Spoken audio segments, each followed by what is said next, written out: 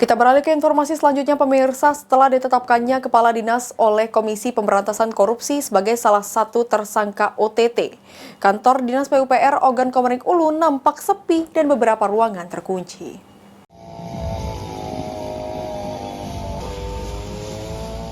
Komisi Pemberantasan Korupsi telah menetapkan 6 tersangka operasi tangkap tangan di Kabupaten Ogan Komering Ulu Timur pada Minggu siang, yakni 3 oknum anggota DPRD Ogan Komering Ulu, Kepala Dinas PUPR OKU, dan 2 kontraktor. Sementara itu, dari pantauan di kantor PUPR Ogan Komering Ulu nampak sepi dan belum diberi garis polisi. Namun, kebanyakan ruangan kantor terkunci. Sementara itu, Wakil Bupati Ogan Komering Ulu Marjito Bahri yang dikonfirmasi terkait operasi tangkap tangan masih belum mau berkomentar banyak, namun dirinya tidak ingin mendahului keputusan KPK.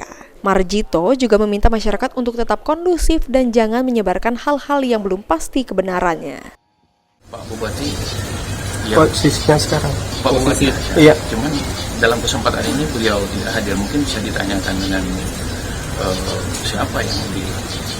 Kalau saya pikir roda pemerintahan tetap berjalan saat ini.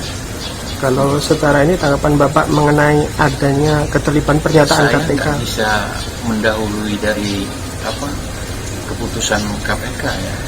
Tadi saya sampaikan, KPK itu punya waktu 20 hari ke depan itu untuk mengembangkan penyidikan. Siapapun yang terindikasi, mau masyarakat biasa, pengusaha, mau anggota DPRD, itu kan kewenangan. Jadi saya tidak punya kapasitas ya.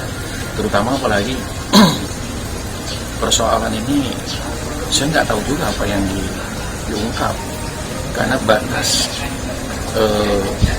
pengabdian saya di Kabupaten Ogan Komering Ulu itu 16 Agustus saya selesai dari sebagai ketua DPRD. Nah, dan pembahasan perubahan dan RPJMD 2025, nah, saya nggak mengikuti, jadi saya nggak tahu duduk persoalannya ini gimana gitu. Makanya saya lebih meminta kepada kita semua tenang, terutama di medsos ya. Saya juga agak kecewa, mata saya dikasih foto di medsos, mata ditutup kayak apa ya? Kayak tersangka, kan nggak bagus. Saudara saya banyak loh di Batarajani, jadi kasihan juga kan. Jadi saya minta juga kepada masyarakat Kabupaten Ogan Komering Ulu, ya mari kita kondusif, ya kan? Kita lihat persoalan ini, kita cermati, dan kita serahkan kepada.